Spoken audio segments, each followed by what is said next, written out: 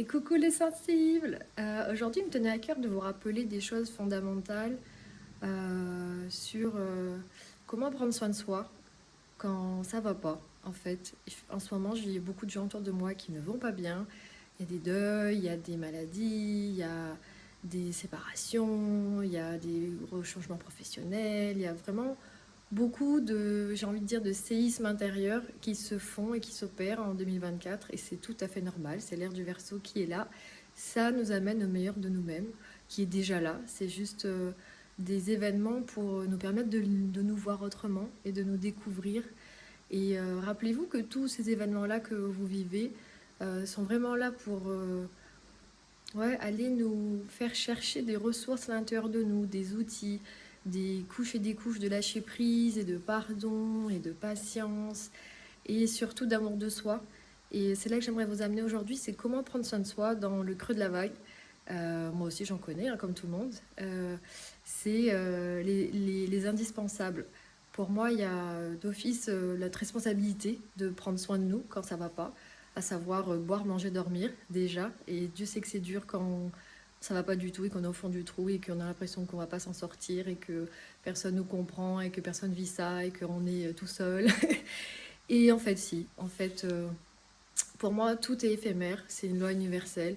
Tout est cyclique, tout est voilà, périodique. Les années, les jours, nos cycles physiologiques, la lune.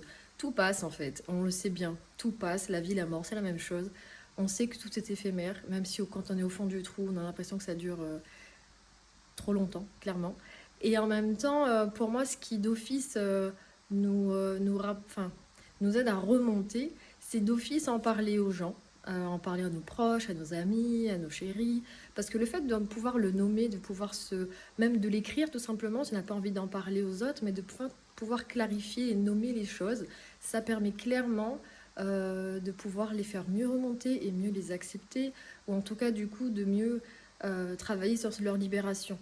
Il y a aussi, évidemment, pour moi, ce qui marche beaucoup, c'est aller dans la nature. La nature, pour moi, est clairement la mère universelle, l'énergie d'Isis incarnée sur Terre. Et du coup, il y a vraiment de la sagesse qui se cache juste en regardant le ciel, en regardant la forêt, en regardant la mer, en regardant les oiseaux passer, même en regardant une plante si vous n'avez pas envie de sortir de chez vous, celle du voisin, celle dans le couloir. Il y a vraiment des choses qui se passent là et dont on n'a pas conscience. Et rien que le fait de venir se mettre en silence pour interpréter mieux, mieux ressentir, laisser l'information circuler en nous pour qu'on puisse la comprendre tout simplement et l'accueillir. Et pour moi, ce mot accueillir est toujours magique parce que plus on accueille et moins on est résistance, et moins on est résistance et plus on est du coup dans la joie, dans la légèreté, dans la résilience.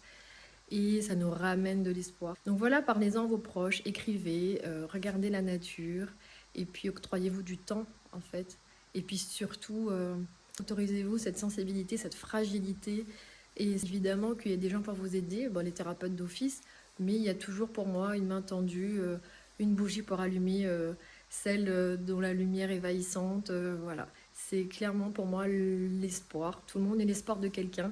Je suis persuadée que vous avez tous dans vos entourages d'office la main tendue de quelqu'un qui vous attend. Et surtout, j'ai oublié de vous dire, célébrez, honorez-vous, faites-vous des cadeaux, remerciez-vous d'être sortis de cette traversée du désert en fait, où on a été chercher nos profondeurs, où on a été dans la difficulté et où on a transcendé l'épreuve, on a été voir le cadeau caché qu'il y avait derrière cette peur, cette angoisse, cette difficulté, cette maladie, voilà, cette problématique, et on en retire d'office quelque chose. Donc surtout, voilà, nommer, clarifier aussi le cadeau caché derrière l'épreuve, et ça pourra que vous renforcer, et vous aider, et vous faire gagner de la confiance, et de l'amour de vous, et de la force, et voilà, pour continuer la vie, quoi.